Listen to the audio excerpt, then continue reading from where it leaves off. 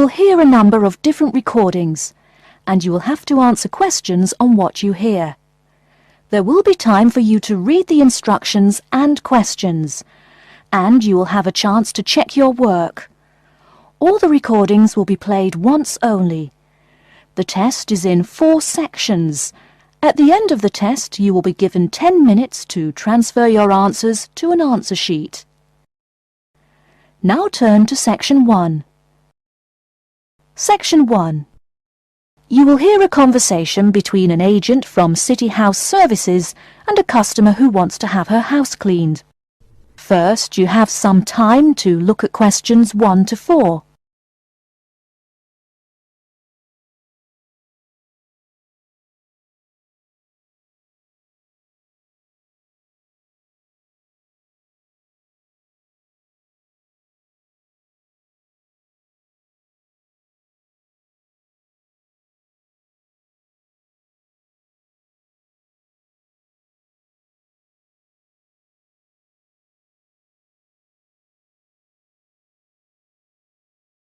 Now we shall begin.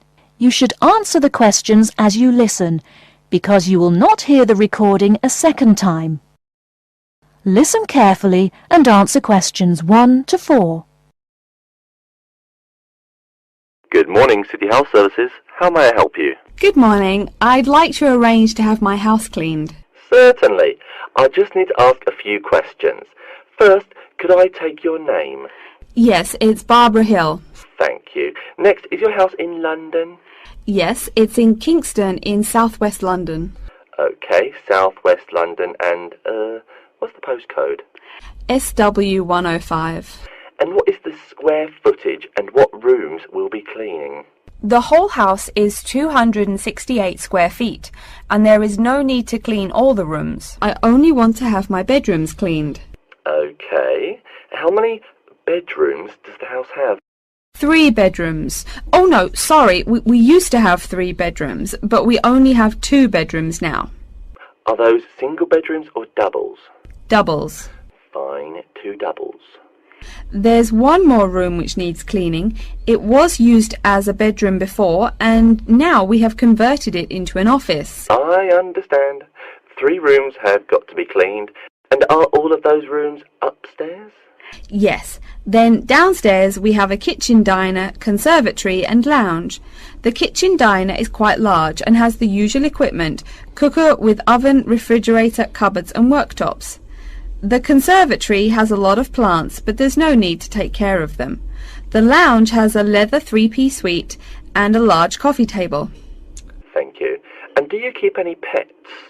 Yeah, I really love keeping them. I've got 2 dogs and 3 cats. Okay, then if our staff come over to offer the service, please take your pets away.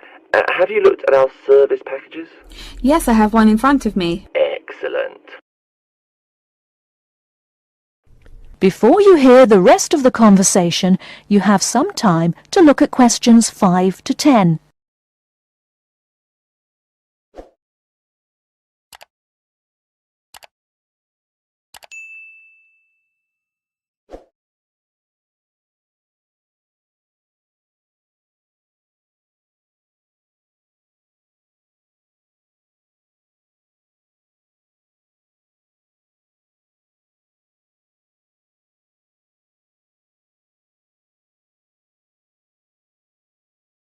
Now listen and answer questions 5 to 10.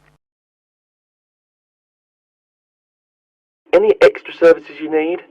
Switching bed linen, work in the garden, clean the glass in the conservatory, that kind of thing? No. Actually, replacing the bed linen, yeah, that would be good. No problem. I'll just make a note of that. How about curtains, mats and carpets? What would you like us to do with those items? The curtains. I'll have to think about that. I think we should have the carpets cleaned really well every quarter. Mats can just be done with the laundry. Of course. How about clothes? We can have our staff wash and iron them, or we can have them taken to a dry cleaner. Washing and ironing. No, just ironing. That'll be okay. Okay, fine. I know quite a bit about what you want now. I should let you know that we're located on 12 Amy's Road. That's AMYES. Mm. And we work on from Monday to Sunday except Tuesday and Wednesday. Could you let me know when is convenient for you? Next Friday. No. Oh, that's no good. My son invites his friends over in the afternoon that day. Perhaps next Thursday or next Saturday? Let me check. Okay, next Thursday. When is it convenient for us to come over and provide the service? Is it okay if we come in the morning? Or we may come in the afternoon. It depends on your schedule. I'm okay with any time. Just give me a call to let me know you're coming before you arrive. Sure we will. By the way, how long will it take for the service? We usually work 1 to 3 hours for house cleaning, and the work will take 3 hours at most. And of course, if it takes more than 3 hours, you should pay extra for it. Fine. So, let me just do some calculations. That is the end of section 1. You now have half a minute to check your answers.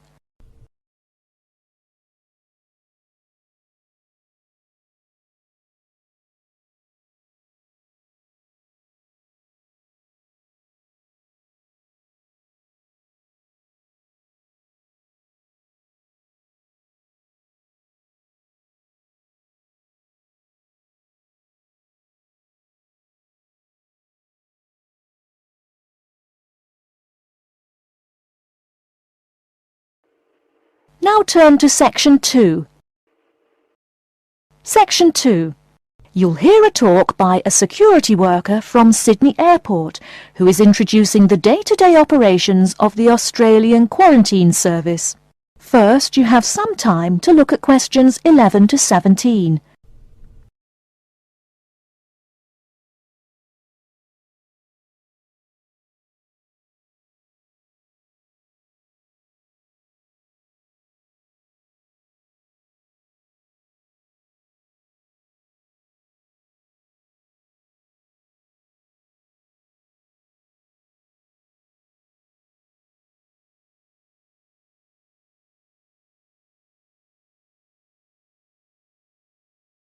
Now, listen carefully and answer questions 11 to 17.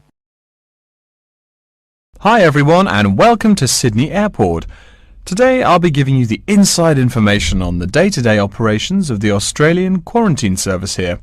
We hope to provide you with a better understanding of why such heavy security regulations are necessary by educating you on how we operate and why we do the things we do.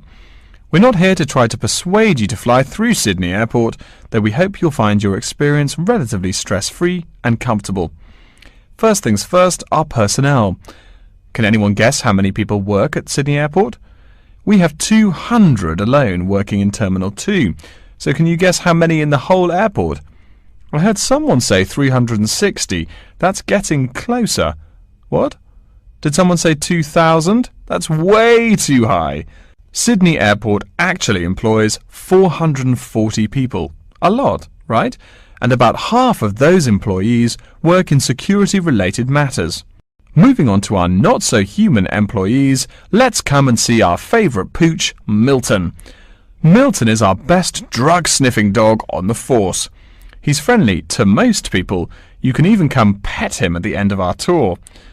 Burnouts, beware though. He'll find everything. Notice that even though there are so many of us around him, Milton stays quite calm. This is the precise reason he was chosen for the job. Dogs that are chosen are not predisposed to sniff out different narcotics. That's something we teach them already. So here's a part of the airport most people never notice, the cargo transport terminal. This is where packages are shipped to and from. Normally we ship around 4,400 packages per month. In this airport alone, over 52,000 packages were shipped in and out over the past year. We ship to and from 170 different countries. Not bad, eh? Probably it will go up to over 72,000 packages this year.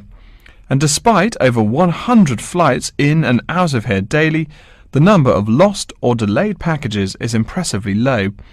If you send your package through here, rest assured we'll get it where it's going. Let's move on to the area most of us are familiar with, the passenger terminals. In order to be allowed into this area, you must pass through security with your ticket and, if you're travelling internationally, your passport. If you're travelling domestically, you just need a legal form of ID. If you don't have those, you will not be allowed to pass through security and board your flight. During the security scan, your carry-on items will be checked for dangerous items such as weapons, sharp objects and liquids that exceed our specified limit.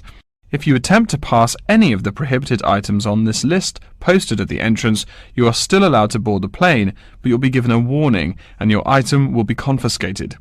Don't worry, we will not arrest you for having too much shampoo in your bag or anything like that. We also search your carry-ons and parcels for any perishable items. We prohibit the transportation of local vegetation and prohibit parcels containing any insects in them. You may or may not have learnt about this in biology class, but when some plants are introduced to a new environment, they spread wildly and wipe out the current species around it. It is important to control the introduction of new plants into an ecosystem, so we must prohibit the transport of any fertile seeds. So what happens to parcels containing possibly suspicious items? It's of course something we do not take lightly here. If an object passes through the scanner that appears suspicious in any way, it is separated out for manual search by a member of our trained security personnel. If an illegal plant or simple sharp object like a pocket knife is found, it is simply disposed of in our biohazard waste containers, and the package itself is returned to the sender, or passenger if it is for a passenger flight. More serious weapons are reported to higher authorities for investigation. Before you hear the rest of the talk, you have some time to look at questions 18 to 20.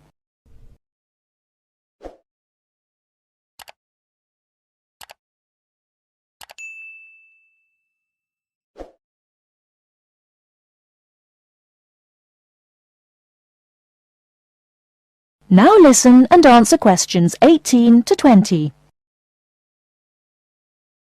As far as parcel security, the material of the parcel is important. For shipped goods, the most common material used and the most widely accepted is paper. Make sure it is packed sturdy enough with no rips or tears. We've definitely had packages rip open before due to haphazard packing. A more common problem, though, is the package labels. When an item does not make it to the right place, this is the most common reason. The label may not be in the right place or marked clearly enough. If you're receiving any items from abroad that must be declared, please remember our guidelines in order to ensure the timely delivery of your item. Make sure it is packed correctly, and we ask that you notify customs between 2 and 10 days within the item's scheduled arrival date.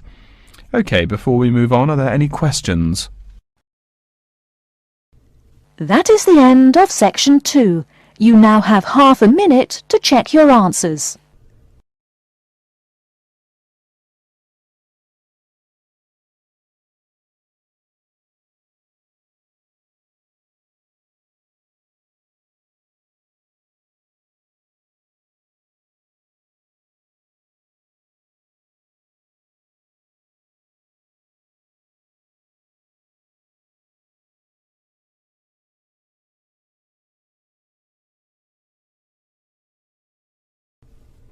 Now turn to section 3. Section 3. You will hear a librarian called Adam Smith talking to the students about how to use the facilities in the library. First, you have some time to look at questions 21 to 26.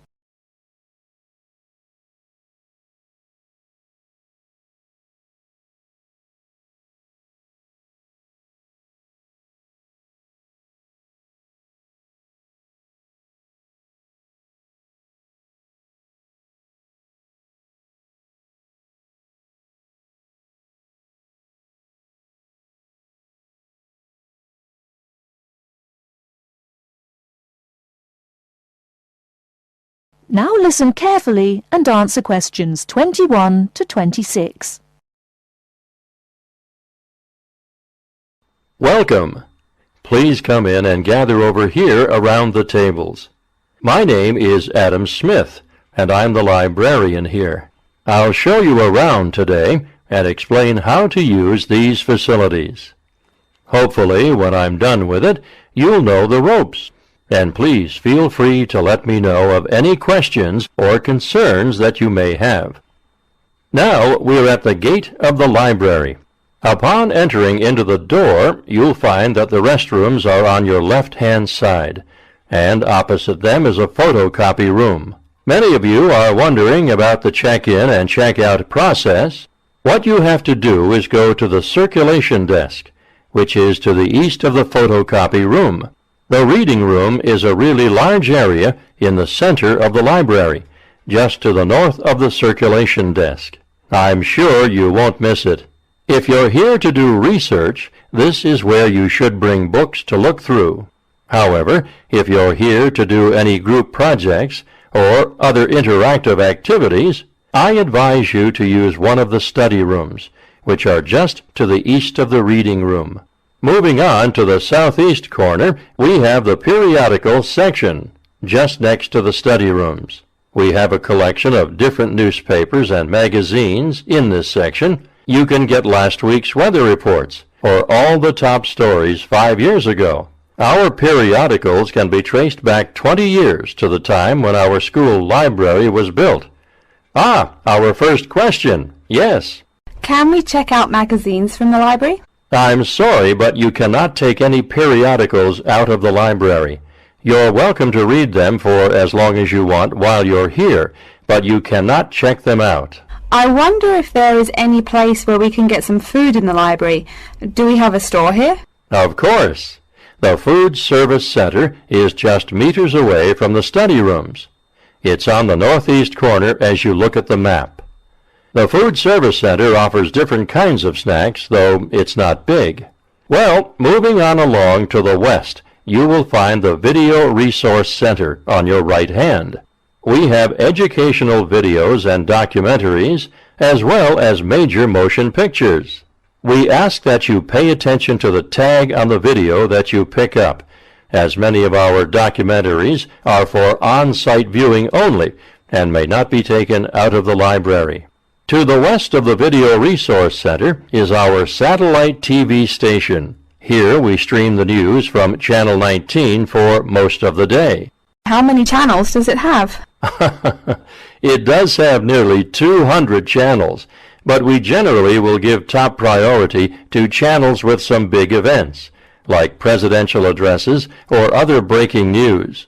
During the coverage of the presidential debate, students will take a break from studying and flock to watch it. Last, but perhaps most important, is the inquiry desk. It's just on the left-hand side when you walk into the library, so it's impossible to miss it. If you have any questions about how to use equipment or where to find something, come and ask the assistant. Don't be shy, because that's what they're here for. Before you hear the rest of the talk, you have some time to look at questions 27 to 30.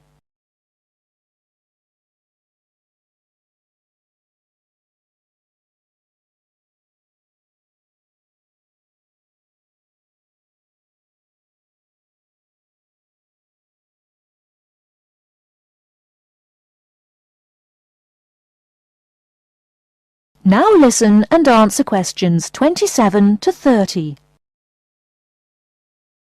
Speaking of questions, one of the questions we get asked is how to actually check out a book once a student has picked one out. If it's a fiction or non-fiction book, look for the pink and yellow checkout card inside the back cover of the book. You can also find information about the book on these cards, including its publishing date, genre, ISBN, and a log of dates it's been checked out before. Present this card to me or any library assistant, and we'll stamp it, and then the book can be kept for 3 weeks. You can find general information on a field of study by using one of our subject guides. We have them on paper here, but any of our computers will allow you to search within fields as well. What if the library doesn't have a resource we're looking for? Great question. I'm going to address that. Our library is a network with a number of other universities in the area, so if there is something you're looking for and it's available somewhere in the area, we'll be able to get it for you. However, there are universities which are not part of the network, so we do not share resources with them. If you want more information about the library and its resources, you'll find it in a labeled blue folder on my desk in the Enquiry section. Okay, so that's a lot of information all at once, and I don't expect you to remember it all. The most important thing is please be respectful of the staff, and if you need help with anything at all, come and ask me or one of the assistants. All right, any questions? That is the end of Section 3. You now have half a minute to check your answers.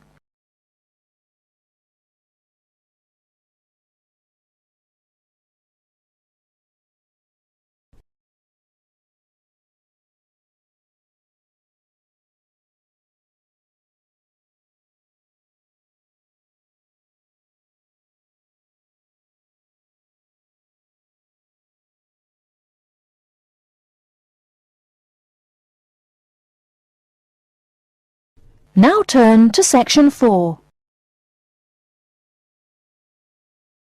Section 4.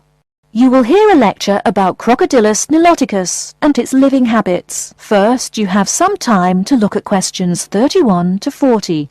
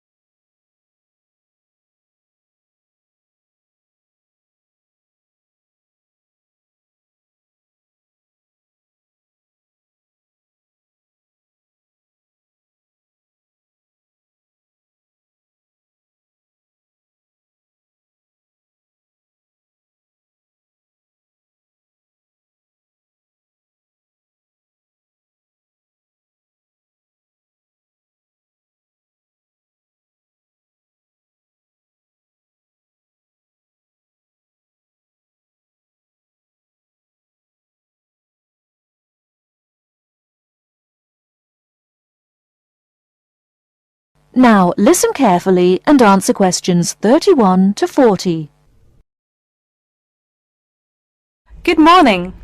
Today we will continue our study of Crocodylus niloticus by talking about its living habits. We've already discussed the evolutionary attributes that set it apart from its crocodile relatives. Does everyone remember that? Yes, it has an extremely narrow snout and 3 or 4 rows of protective scales on its back, as compared to 2 rows on other members of the Crocodylus genus. Let's take a look at how these carnivorous man-eaters live, where they live, and finally, whether they really deserve their vicious reputation. To start, I'd like to address a great question posed to me by a student during yesterday's office hours. We talked about the distribution of crocodiles in Africa and saw that they are highly concentrated in the south and west of the continent. This student noticed that on the map displaying the distribution of crocodiles across Africa, there were no crocodiles in the northern region, and found no mention in the literature of the existence of crocodiles in the north of Africa. Why might there be no crocodiles in North Africa? Let's save this question for later in the lecture. To find out more about the social habits of the African crocodile, one researcher named Tara Shine of the University of Ulster in Northern Ireland conducted a survey of the wetlands in Mauritania and received reports of 46 crocodiles living in one group, or float as we say when referring to crocodiles, though the usual number is a little less than half of that. In general, crocodiles are more highly concentrated in wet subtropical environments near bodies of water and rich vegetation. While South American crocodiles thrive in cool rainforests, the African crocodile is more equipped for heat. Though they can survive at the hot temperatures found in some deserts, they are not equipped to handle dry climates and thus cannot survive in places like the Sahara Desert of North Africa. As cold-blooded animals, crocodiles' core temperatures fluctuate from their average of 38 degrees Celsius as external conditions change. Thus, they need to avoid extreme temperatures. Others live an underwater life, keeping a body temperature close to that of the water. As their own unique method of regulating their body temperatures, some African crocodiles have made dens by digging holes in the ground to provide themselves with a cool, dark place to retreat from the hot African sun. Speaking of the hot African sun, let's go back to the question asked at the beginning of the lecture. We know that there used to be crocodiles in northern Africa, yet today there are none. What are some possible explanations for this? Some students have suggested that the African crocodile has evolved from a desert creature into a wetland creature, thus causing them to migrate south for more appropriate conditions. Others presume that the crocodile was hunted out of northern Africa by a fiercer predator. While these are intelligent guesses, the real story is a little bit different. The key to this migration is that the Sahara Desert did not always cover the north of Africa. About 8,000 years ago, the land was fertile wetlands, perfect for breeding crocodiles. Over time, though, the area dried out and the wetland slowly turned to desert, leading the African crocodile to migrate south to the marshlands they call home today. Some crocodiles did, however, adapt to living in dry conditions. In Mauritania, some crocodiles have learned to survive in an area where they can go up to 8 months with no water, by spending the driest of times in what's called a torpor, or short period of hibernation. To utilize every bit of rainfall, these desert crocodiles dig underground caves that collect runoff, thus staying cool and hydrated. During the mating period in November and December, males attract females to their viciously protected territory through a number of behaviors that range from snapping their jaws all the way to sending infrasonic pulses through the water. Afterwards, the female digs a hole up to 60 centimeters in depth to store the eggs for an 80-day incubation period. The female protects these eggs during the period, and sometimes even helps crack the eggs with her snout at the end. These teeth-gnashing carnivores are softer than we think. Although these vicious creatures have attacked humans on a few occasions, the residents are not afraid of them. In fact, they show a great deal of reverence towards these wondrous creatures. Some say that crocodiles bring water to their habitat, so if they leave, they will bring the water with them. Obviously this is not true, but it demonstrates the admiration the inhabiting people have for crocodiles. Generally, crocodiles do not predate on humans. They attack when humans populate the crocodile's habitat, instilling fear and uneasiness in the crocs. Like any other species, crocodiles are known to attack when feeling fear. There's still a lot more to be discovered about the African crocodile. Researchers want to know more about the population size, how many crocodiles inhabit Africa in all, how they form separate floats, etc. There is still also much to learn about migration patterns and relations to other populations of crocodiles now found in other parts of the world. Next time, we'll examine a few specific case studies of crocodile populations in southern Africa. That is the end of section 4. You now have half a minute to check your answers.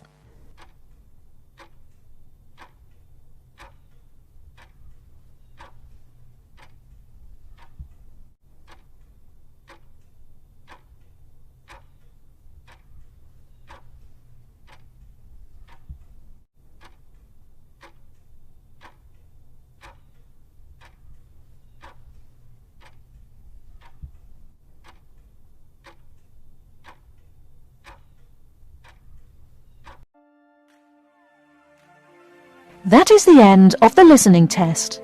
In the Ielts test, you will now have 10 minutes to transfer your answers to an answer sheet.